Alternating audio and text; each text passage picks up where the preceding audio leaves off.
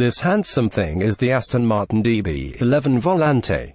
Aston created a new architecture for the DB11, replacing the old aluminium VH platform that underpinned everything it made with a new aluminium one, which will eventually underpin most things it will make, and it was pretty good when it landed.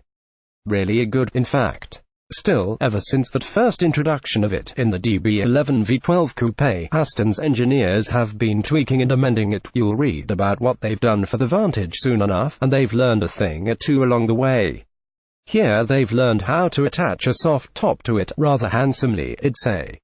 The key is getting enough layers in it to insulate, but not so many that it's heavily pronounced. They're proud of how little space it takes up behind the rear seats, and how much room it still leaves in the boot. There's a sliding divider in there, but with the roof up, and the divider out of the way, there's 206 litres of boot space, 20% more than in a DB9 Volante.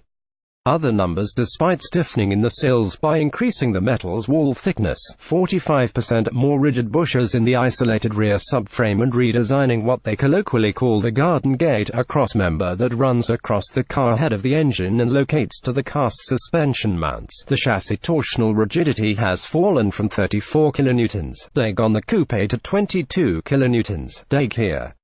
That, though, is considerably more than the 14.7 kilonewtons (deg) of the DB9 Volante, and anything over 20 kilonewtons (deg) gives engineers something fairly rigid to work with.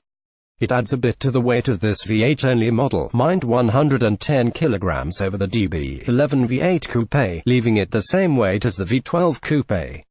The hood operates quietly at up to 31 miles per hour. It adds £15,000 to the coupe's price.